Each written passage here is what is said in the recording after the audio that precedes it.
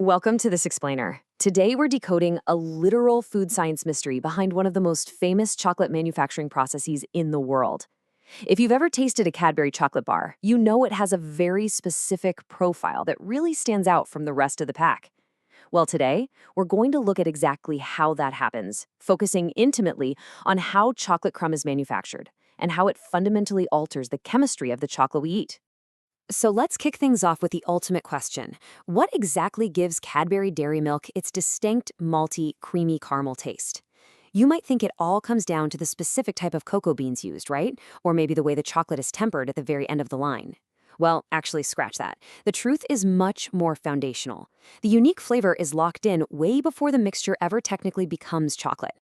To find the answer, this explainer is going to take you on a quick journey through the secret flavor origin, defining chocolate crumb, the manufacturing process, the science behind the crumb, scaling the operation, and finally, getting from crumb to bar.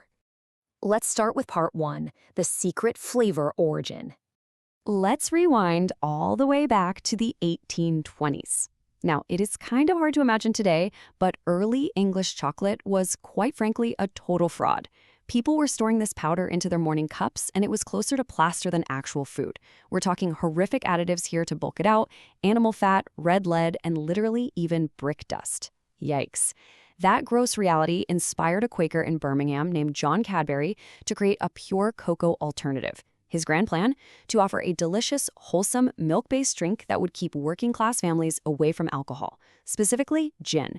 And that pursuit of a pure milk-based cocoa product, it laid the foundation for everything that followed. That early obsession with fresh dairy led to a totally different approach compared to the US market. If you grab a British Cadbury bar, fresh milk is ingredient number one, cooked into a base that just melts on contact with your tongue. Meanwhile, the classic American recipe goes a different route. It uses evaporated or powdered milk, and often includes this stuff called butyric acid.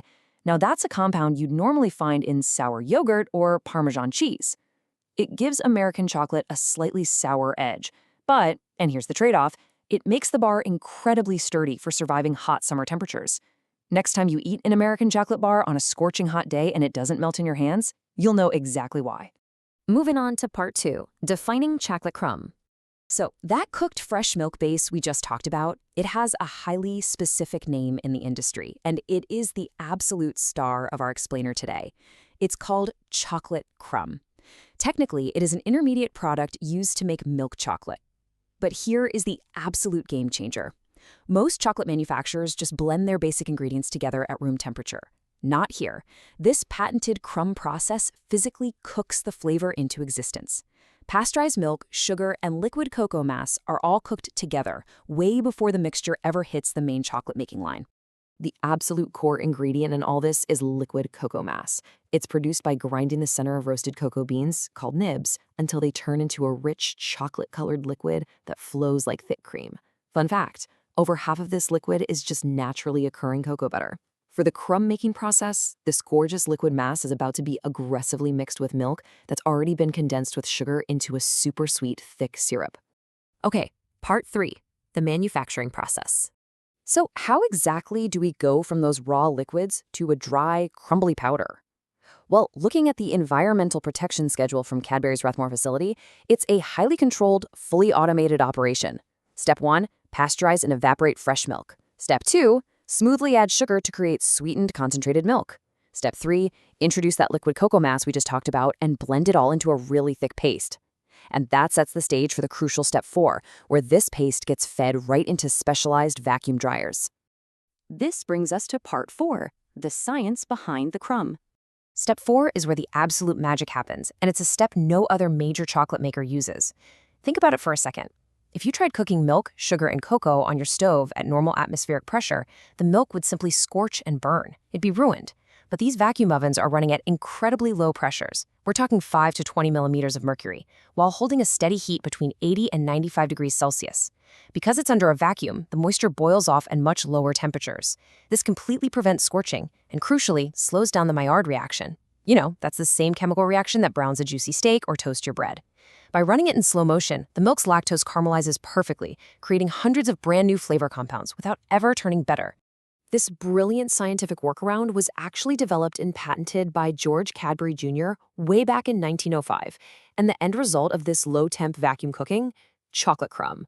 It comes out of the ovens as this dry, crumbly, pale brown mixture, and what is totally wild to me is that this dry powder already smells and tastes exactly like Cadbury Dairy Milk, well before it is processed into conventional liquid chocolate or before any extra cocoa butter is even added in. It is chemically and structurally a whole different beast from standard chocolate mixtures. All right, part 5, scaling the operation. 250, that is the staggering number of tons of chocolate crumb delivered by a massive fleet of tanker trucks every single day.